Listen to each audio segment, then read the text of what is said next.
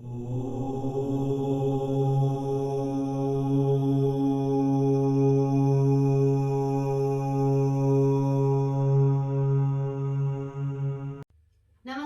मैं हूं मीरा। आज हम बात करेंगे साढ़े सती की।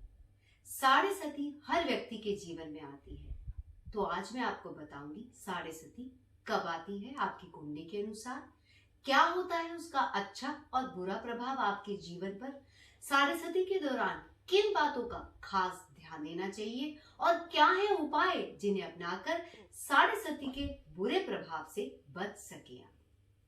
साढ़े सती का नाम सुनते ही अक्सर हर व्यक्ति घबरा जाता है कि जाने क्या होगा, अब कितनी परेशानियां आएंगी, अब तो जीवन बस परेशानियों से भर गया है। तो सबसे पहले तो मैं आपको ये कहना चाहूंगी, साढ़े सती का नाम सुनकर या अगर आपकी कुंडली में कोई भी ज्योतिष अनुसार कमजोर योग है, उसको जानकर आपने कभी भी घबराना नहीं है। ज्योतिष तो ऐसा विज्ञान है जो हमें पहले से ही आगाह कर देता है कि अब किस राह चलना है। ज्योतिष एक ऐसी रोशनी है जो हमें रास्ता दिखाती है, जिस पे चलकर हम फायदे को पा सके, आदि परेशानियों को कम कर सके, रोक सके, हटा सके या फिर समाधान के साथ तैयार रह सके। ये बिल्कुल इसी तरह से है जैसे अगर हमें पहले से ही पता हो कि बारिश होने वाली है तो हम छतरी लेके जाएंगे, उससे क्या होगा, हम पूरी तरह से भीगेंगे नहीं और अपनी मंजिल तक पहुंच भी जाएंगे। थोड़े बहुत छींटे जरूर पड़ेंगे पानी के, लेकिन पूरी तरह से नहीं भीगेंगे और मंजिल तक पहुंच भी जाएंगे। उसी तरह से अगर हमें पहले से ही पता है कि हमारा आने वाला समय कैसा है, तो हम उसे जानकर अपने डिसीजंस ले सकेंगे, सही कर्म करेंगे ताकि हम अपनी मंजिल तक पहुंच सके, कम नुकसान के साथ, कम परेशानियों के साथ और ज्यादा फायदे के साथ। वैसे भी साढ़े सती केवल परेशानियां नहीं लाती है, कुछ अचीवमेंट्स भी दिलाती है। ये निर्भर करता है आपकी कुंडली की ग्रह स्थिति पे, दशा अंतरदशा पे और आपके कर्मों पे। बात करें कुछ उदाहरणों की तो मोदी जी, जवाहरलाल नेहरू जी और ट्रम्प, ये तीनों लोग अपनी अपनी साढ़े सती के दौरान ही अपने स्टेट के हेड बने। औरों की बात क्यों करूं, मैं अपना ही एग्जांपल देती हूं। जो मुझे टीवी में पहला ब्रेक मिला था स्टार न्यूज पर, तीन देवियां नामक डेली प्रेडिक्शन शो का, वो मेरी साढ़े सती के दौरान ही मिला था। याद रखें, शनि न्याय प्रिय है, कर्म के देवता हैं जो आपको आपके कर्म अनुसार ही फल देते हैं। कर्म कौन से? पहले किए गए कर्म और प्रेजेंट के कर्म।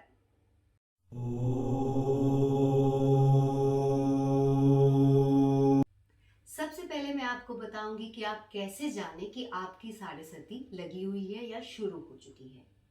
जब भी शनि ग्रह आपकी राशि के 12वें भाव में आ जाएंगे, तब शुरू होगी आपकी साढ़े सती। अब इसको मैं आसान शब्दों में समझाती हूँ। जो भी आपकी चंद्र राशि है, जिस राशि में आपके चंद्रमा स्थित है कुंडली में, वो है आपकी चंद्र राशि। उस राशि से पहले वाली राशि में जब शनि आ जाएंगे, तब शुरू हो जाएगी साढ़े सती। यानी उदाहरण के तौर पर अगर मेष है आपकी राशि, एरीज है, तो मेष से पहले वाली राशि होती है मीन, पाइसेस, तो पाइसेस राशि में जब शनि होंगे तब शुरू होगी आपकी साढ़े सती। अगर कर्क है आपकी राशि, तो मिथुन राशि में जब शनि होंगे, उससे पहली वाली राशि में, तब शुरू होगी आपकी साढ़े सती। साढ़े सती जैसा कि नाम कहता है 7.5 साल की होती है। पहला ढैया वो होता है जब आपकी राशि से पहली वाली राशि में शनि ग्रह आए और 2.5 साल उस घर में रहते हैं, तो उसे पहला ढैया कहते हैं। फिर जब आपकी राशि में, जहां कुंडली में आपके चंद्रमा स्थित है, उस राशि में शनि ग्रह आएंगे, तब होता है दूसरा ढैया। और तीसरा ढैया जो आखिरी माना जाता है, वो कब होता है? जो आपकी राशि की बाद वाली राशि में, यानी अगर मेष है आपकी राशि, एरीज है, तो जब टॉरस में आ जाएंगे शनि ग्रह, तब होगा आखिरी ढैया। तो इस प्रकार से कुल मिला के 7.5 साल हो जाते हैं। ध्यान दें, अपनी कुंडली में चेक करें। कुंडली में आप देखेंगे तो जो चार्ट बना होता है उसमें 12 स्थान होते हैं, घर होते हैं, भाव होते हैं, जिसमें नंबर लिखे होते हैं 1 2 3 4 12 तक। हर एक नंबर एक राशि को बताता है। जैसे 1 नंबर मेष राशि को बताता है, 4 नंबर कर्क राशि को बताता है, 10 नंबर मकर राशि को बताता है, 12 नंबर मीन राशि को। इस तरीके से सब राशियों को एक एक नंबर दिया गया है। तो आप चेक करें कि किस नंबर पर इस समय शनि ग्रह चल रहे हैं। अगर वो आपकी राशि से पहली वाली राशि है, आपकी राशि है या बाद वाली राशि है, तो समझो चल रही है आपकी साढ़े। इस समय का गोचर देखें तो मैं आपको बताना चाहूंगी, इस समय शनि ग्रह मकर राशि में कैप्रिकॉर्न में चल रहे हैं। इसका मतलब कैप्रिकॉर्न वाले लोगों की साढ़े चल रही है, और कैप्रिकॉर्न यानी मकर राशि से पहले वाली राशि यानी धनु राशि सैजिटेरियस राशि वाले लोगों की साढ़े चल रही है, और कैप्रिकॉर्न के बाद वाली राशि यानी कुंभ राशि एक्वेरियस राशि वाले लोगों की चल रही है साढ़े।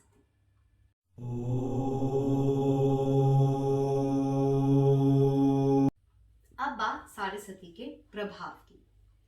शनि ग्रह कार्मिक प्लैनेट माने गए हैं, यानी वो कार्मिक रिजल्ट्स देते हैं जो निर्भर करते हैं आपके पास्ट कर्मा पर और प्रेजेंट कर्मा पर। यानी साढ़े हर बार बुरे प्रभाव नहीं देती है। साढ़े का क्या प्रभाव होगा ये निर्भर करता है आपकी उम्र और अवस्था पर। आपके चलते समय के अनुसार आपको प्रभाव मिलता है। अगर बात करें परेशानियों की, तो परेशानियां फाइनेंशियल हो सकती हैं, रिलेशनल हो सकती हैं, पारिवारिक हो सकती हैं, इमोशनल हो सकती है, हेल्थ रिलेटेड हो सकती हैं, आपकी या आपके जीवन साथी की, आपके माता पिता की, या फिर कोई डिस्प्यूट या झगड़ा हो सकता है, किसी लॉस, एक्सीडेंट या परेशानी से, ऑपरेशन से गुजरना पड़ सकता है, कोई विवाद हो सकता है, मन अशांत हो सकता है, रेस्टलेसनेस हो सकती है, जॉब में ट्रांसफर हो सकती है। लेकिन क्या होगा, कितना कम, कितना ज्यादा, ये सब निर्भर करता है आपकी कुंडली की बाकी ग्रह स्थिति पे, आपकी कुंडली की चलती दशा अंतर्दशा पर, जिसकी जानकारी आप अपने किसी आसपास के ज्योतिषाचार्य से पा सकते हैं या मुझसे संपर्क करके मुझसे पा सकते हैं। शनि ग्रह का साढ़े का प्रभाव सबके लिए अलग होता है। बात करें परेशानी की या फायदे की, हमेशा परेशानी नहीं होती, जैसा मैंने पहले भी बताया। साढ़े फ्रूटफुल भी होती है। बस ये समय होता है सही कर्म करने का, अधिक मेहनत रखने का, हिम्मत रखने का और हौसले के साथ आगे बढ़ने का, ताकि आप अपनी मंजिल में कामयाबी पा सकें।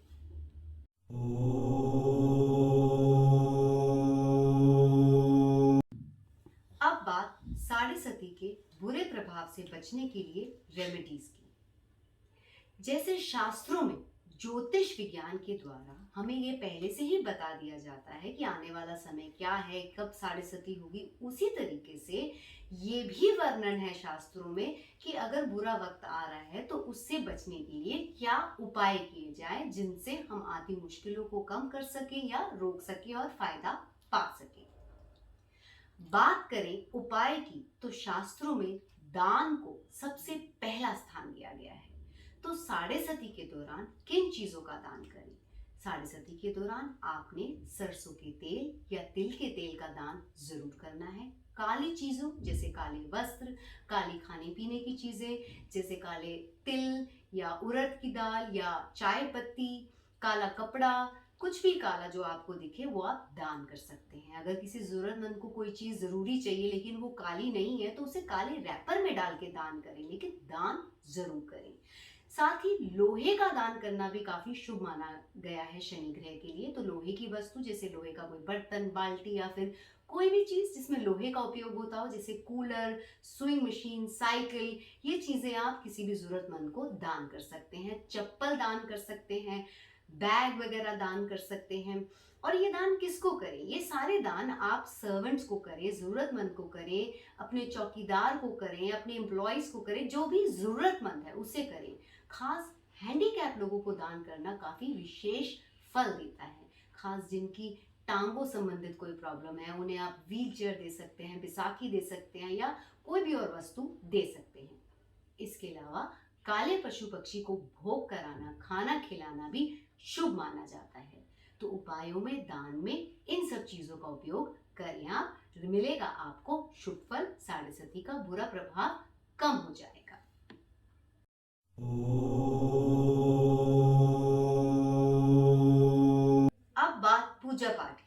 साढ़े सती के दौरान कौन सी पूजा पाठ करें जिससे साढ़े सती के बुरे प्रभाव से हम बच सकें या उसे कम कर सकें। हनुमान चालीसा को साढ़े सती के दौरान पूजा करने के लिए सबसे ज्यादा महत्वपूर्ण दर्जा दिया गया है। इससे दुष्प्रभाव साढ़े सती के कम हो जाते हैं। तो रोज आप हनुमान चालीसा जरूर पढ़ें। किसी दिन अगर समय की कमी की वजह से कम पढ़ नहीं पा रहे हैं तो सुन लें अपने फोन पे। आजकल सबके फोन पे इंटरनेट होता है तो फोन पे सुन लें, लेकिन जरूर उसे आपने सुनना या पढ़ना है। इसके अलावा शनि मंत्र ओम प्राम प्रीम प्रोम स शनिचराय नमः का जाप रोज 108 बार करना शुभ फल देगा, मुश्किलों को कम करेगा।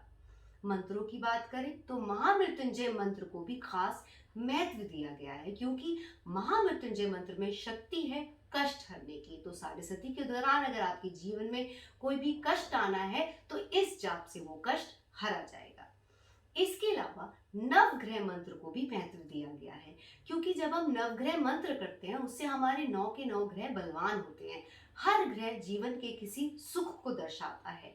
तो अगर आप अपने ग्रह को बलवान कर रहे हैं यानी आप अपने सुख को बढ़ा रहे हैं, अपने भोग को बढ़ा रहे हैं, तो रोज नवग्रह मंत्र करें। अगर रोज सारे 9 के 9 ग्रह का मंत्र आप नहीं कर सकते 108 बार, तो 11 बार 21 बार जितनी बार मुमकिन हो उतनी बार करें। और फिर भी अगर रोज सारे नहीं कर सकते तो जो दिन है उस दिन के ग्रह का मंत्र करें। यानी अगर सोमवार है, मंडे है, तो चंद्रमा का मंत्र 108 बार कर लें। मंगलवार है तो मंगल ग्रह का कर लें। शनिवार है तो शनि ग्रह का कर लें। इस प्रकार से जितना मुमकिन हो सके आपने नवग्रह मंत्र करना है। साथ ही शनि मंदिर जाना शनिवार के दिन खास और मंगलवार के दिन साढ़े सती में शुभ माना जाता है। तो हर शनिवार को और मंगलवार को शनि मंदिर जरूर जाएं आप। और साढ़े सती के दौरान कम से कम, अगर एक से ज्यादा बार जा सकते हैं तो बहुत अच्छा है, लेकिन कम से कम एक बार मेन शनि मंदिर जो शनि शिग्नापुर है वहां पर जरूर जाएं आप। इसके अलावा शनिवार या मंगलवार के दिन पीपल के वृक्ष के नीचे तिल या सरसों के तेल का दीपक जलाएं और उसकी परिक्रमा लें। इसके अलावा पूजा पाठ में रत्न धारण करने को भी अहमियत दी गई है शास्त्रों में। रत्न में साढ़े सती के दौरान नीलम या फिर जो भी आपका ग्रह कमजोर पड़ रहा है या वीक पड़ रहा है उससे संबंधित जो जेम स्टोन है वो पहनाया जाता है। लेकिन ये सब निर्भर करता है आपकी कुंडली की बाकी ग्रह स्थिति, दशा अंतरदशा पर, बाकी योगों पर, जो आप अपने आसपास के ज्योतिषाचार्य से मिलकर पूछ सकते हैं या मुझसे संपर्क करके जान सकते हैं।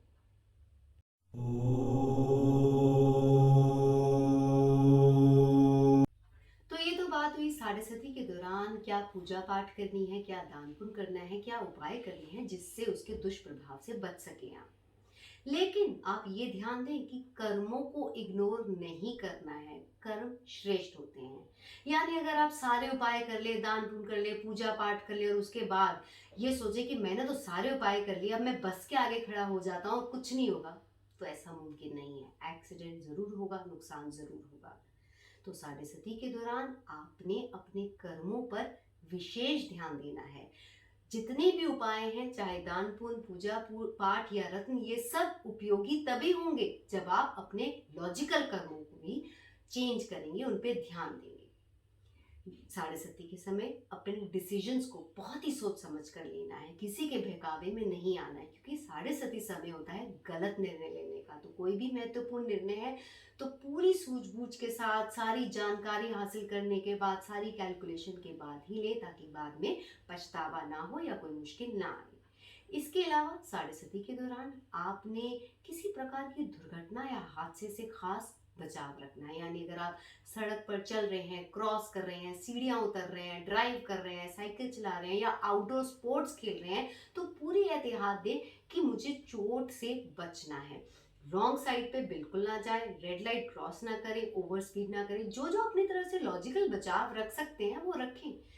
हेल्थ को लेकर खाने पीने को भी आपने ध्यान देना है, क्योंकि आपकी हेल्थ तभी फिट रह सकेगी, कोई रोग आपको नहीं सता सकेगा, अपना और अपने परिवार वालों का। संबंधों में आपने अंडरस्टैंडिंग साढ़े सती के दौरान और पेशेंस को बढ़ाना है, गुस्से से दूर रहना है, मन को अपने संभाल के रखना है, मन को रेस्टलेस या डिप्रेशन में या गुस्से में नहीं आने देना है, क्योंकि ये समय ऐसी चीजों की तरफ लेकर जाएगा। तो लॉजिकली आपने इस चीज से बचना है, बाकी उपाय तो करेंगे ही अपना काम। साथ ही आपने साढ़े सती के दौरान किसी पर आंख मूंद कर विश्वास नहीं करना है, अपनी सिक्योरिटी को बढ़ाना है, किसी धोखे से और चोरी से भी बचना है। बात करें रूल्स की, तो लीगल रूल्स एंड रेगुलेशंस का पालन जरूर करें ताकि कोई लीगल प्रॉब्लम ना आ सके। इसके अलावा प्रोफेशन की बात करें, पढ़ाई की या व्यवसाय की बात करें, तो उसमें आपने अपनी मेहनत को डबल करना है, क्योंकि साढ़े सती के समय क्या होता है, जितनी भी हम मेहनत करते हैं उससे आधा रिजल्ट मिलता है, उससे आधी अप्रिसिएशन मिलती है। तो इसलिए अगर आप 10 रुपए की मेहनत कर रहे हैं तो 10 रुपए के रिजल्ट की उम्मीद ना करें, क्योंकि रिजल्ट मिलेगा 5 रुपए का। अगर आपको 10 रुपए का रिजल्ट चाहिए साढ़े सती के दौरान, तो आपने 20 रुपए की मेहनत करनी, यानी डबल एफर्ट्स करने हैं, तब जाके आपको वो एप्रिसिएशन, वो मुनाफा मिल पाएगा जो आप चाहते हैं। तो बस मेहनत से साढ़े सती के दौरान घबराना नहीं है, हौसला और हिम्मत को हारना नहीं है। इसके अलावा आपने जो है किसी को भी साढ़े सती के दौरान कष्ट नहीं देना है, चाहे कोई व्यक्ति हो चाहे पशु पक्षी हो, सबका ख्याल रखना है, सबका ध्यान देना है और खुद जो है अल्कोहल और नॉनवेज से दूर रहना है। साढ़े सती समय होता है चुनौतियों का सामना करने का और सही कर्म करने का। तो बस आप हिम्मत रखें, सही कर्म करें, सही उपाय अपनाएं। शनि ग्रह आपकी आती दिक्कतें कम करेंगे और शुभ फल आपके जीवन में बढ़ा देंगे, जीवन में वृद्धि लाएंगे। मैं उम्मीद करती हूँ ये सारी जानकारी आपके लिए फायदा लेकर आए। आगे भी बने रहिए मेरे साथ ज्योतिष, न्यूमरोलॉजी, टैरो, वास्तु, फेंगशुई आदि की जानकारी पाने के लिए।